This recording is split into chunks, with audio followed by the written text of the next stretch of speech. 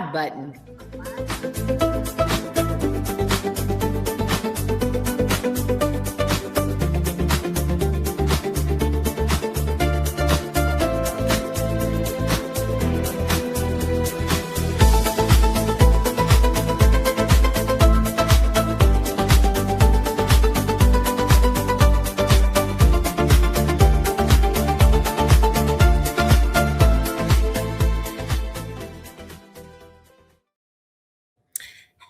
Hello, everyone. Welcome back to Wednesday. I'm excited to be back and to be back in my normal environment because I just got off the ice. I spent the last few days, Hannah, and everyone listening, actually in northern Minnesota ice fishing. How about that? So I love that I'm back looking at Airdomo and all these tropical places, imagining the warm temperatures because, I need it. But I'm excited to dive in today. I'm glad to be back. Today, we're going to talk about building a global I can't even speak. A global plan B, right? That's what we're going to talk about. I'm Stephanie Gilezan. This is my counterpart, Hannah Maverick. Hannah, let's dive in. You're so much better at the intro than me. Well, I'm glad you had fun ice fishing. I am still in Dubai, still in warm weather, do not want to move. Total opposite ends of It's the earth, right? Listen, it's beautiful. I love it. Keep me in the sun. That's where I thrive. But yes, today's topic is super interesting because we live in a very interesting era, right? So people are not just buying homes anymore, they're buying options. So options to move, to travel freely, to protect their families, and to adapt if any circumstances change, right? So today we're going to break down what a real plan B looks like through real estate and how real estate actually plays a central role in creating it. So let's start exactly there. Why has the idea of a plan B become so important for buyers? Well, look, this is why we opened up and founded Airdomo because buyers are more globally aware than ever before. They're seeing political shifts, they're seeing economic volatility, they're seeing travel restrictions, currency risks, changes in taxes, residency rules. Look, a plan B isn't about fear, it's about preparedness, right? And so wealthy buyers don't assume something will go wrong. They simply don't want all their options just tied into one place. And so that's why this plan B is a great opportunity. A plan B can also be the plan B of where do I want to spend this portion of my life or where do I want to spend this next month, right? It can amount to all different types of things, but it's definitely something that people are looking to be more global than more local. Exactly. And that kind of mindset alone changes how people are now approaching to buy abroad. So let's talk about residency for real estate. And this one's super interesting. It's often the first thing that people think of. How does real estate actually support that? Well, because many countries do offer residency pathways and it's tied directly to property ownership. Okay. So, what this means to people is permanent or renewable residency, easier long-term stays in the country that they're purchasing in, access to healthcare and local services. If you become a resident, you will have those options. You will have the ability to, be treated as if you are that citizen there. The ability to live, work, and retire. Right? For some buyers, it's about having a legal right to stay. They don't want to be told how long they can be in that property. They want to determine that, on their own and not be kicked out after a certain amount of time and be in any type of violation, right? For others, it's about creating flexibility for the future. Even if they don't plan to move immediately, maybe it's something they want to do 5-10 years from now. Maybe I wake up tomorrow and decide I want to retire in Greece, and that's 30 years from now, but that's what my plan is. We have to think about those opportunities and how that directly ties to real estate because for us to apply for residency without purchasing real estate might take years. You might have to jump through several hoops, whereas you will see properties that we can connect you with where that's part of the marketing. Buy this and receive a global visa, right? Exactly. The flexibility alone can really be reassuring. So it's not just that, it's also the mobility and the travel freedom. So how does owning property abroad actually affect exactly that? Well, yeah, I mean, obviously, owning property can significantly improve mobility, especially when combined with residency. So it can mean you have fewer visa restrictions, longer stays without having to go and get constant renewals to be able to stay longer, right? You might have easier travel within regions if you've chosen a place like Europe or Latin America, a legal base abroad if borders or rules change. You know, things are never consistent or constant, right? Things do change. And so for global buyers, real estate isn't just a home, it's an anchor that makes movement easier and more predictable. So, you know, looking at these opportunities is very important, especially when you do tie it to staying. You know, here in the States, we have so many people that say, oh, we're going south for the winter, and they might be in New York and they're going to Florida for the winter because they want that warm temperature.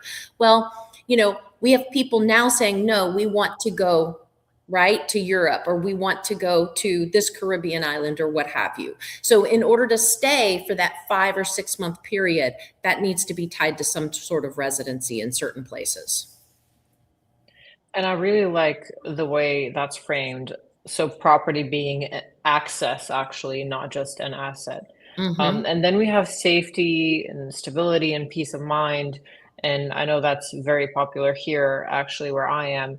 Safety is a big, big motivator. How do buyers think about this? Well, because wealthy buyers are going to prioritize stability over speculation. Like you just said, Dubai, very safe. What is it? The third safest place, I think, or so. I mean, it's way up there, right? And so they have had a Yeah. steady, accelerated market. You know, wealthy buyers prioritize that. They're looking for that political stability.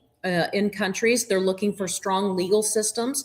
They're looking for reliable healthcare. That's a big one.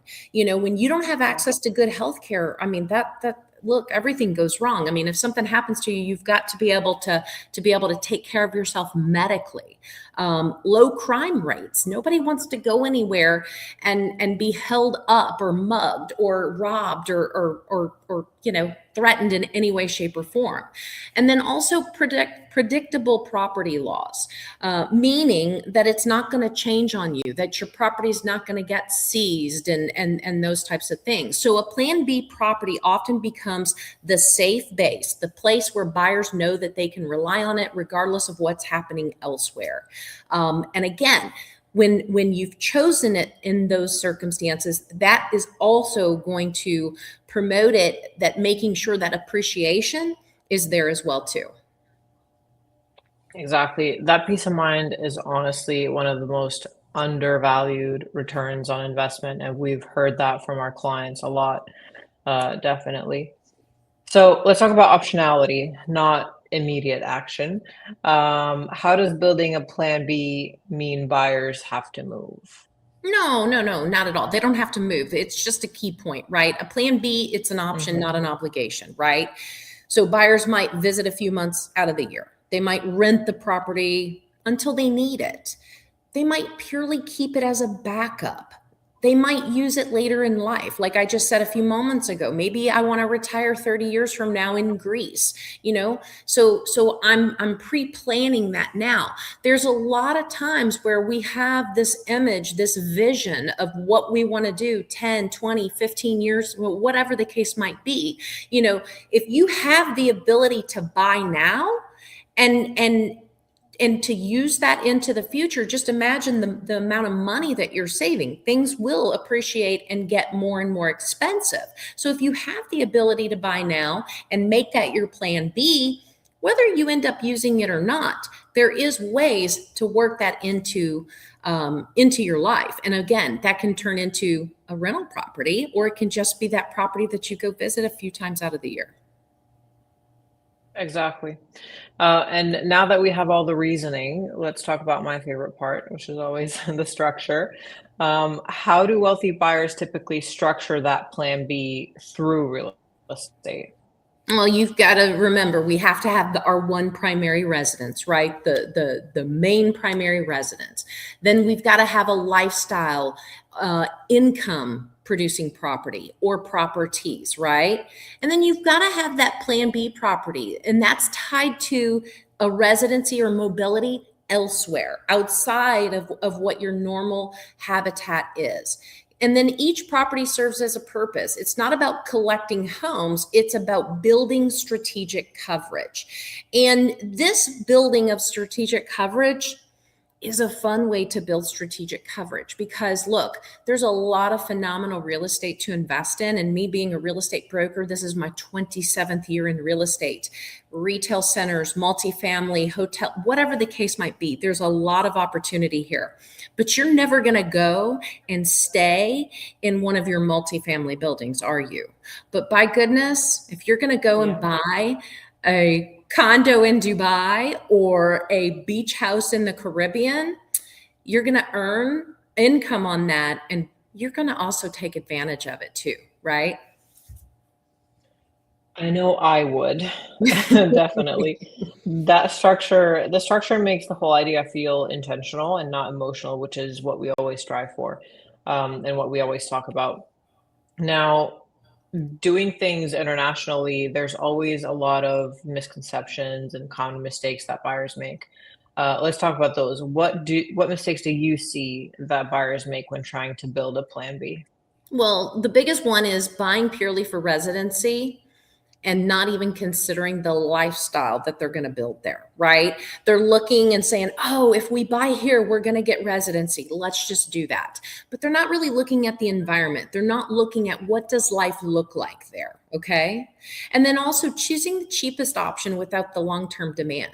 You know, you get what you pay for, right? The cheapest home doesn't Yeah. mean it's a good deal. It just might mean it's a, not a great house, right? Ignoring the exit strategy. Hey, it's a great deal now, but if you had to sell it, is are you going to get your money back? Are you going to make money? Can you exit that property? Is it even sellable? Again, right? Are we going to Mhm. find another you? I always tell clients, and I had this conversation yesterday. This property has sat for quite some time because it's iffy. It's not the best. Yeah, it looks like it's a great deal, but it's got issues.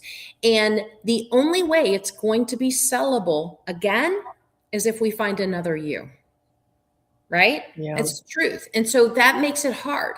And so, the other people just don't understand what the maintenance requirements are on these properties. You need to understand that going into it. And then don't assume that the rules are never going to change. I mean, that doesn't have to play into, oh, it's a foreign country, the rules will change. That's everywhere. The rules change every single day Yes. in cities and states and counties and countries. Everywhere the rules can change. So you cannot, underestimate that, right? And so a plan B should be livable, flexible, sustainable, not just technically legal, if that makes sense. That makes sense, and that's exactly where the good guidance really matters. So how can buyers start building their plan B for all of the ones that are listening today? What is the smartest first step according to you? Well, you've got to start asking, right? I mean, that's what Airdomo is here for, so that we can give you that concierge level of advice. Start asking, what do you want more of?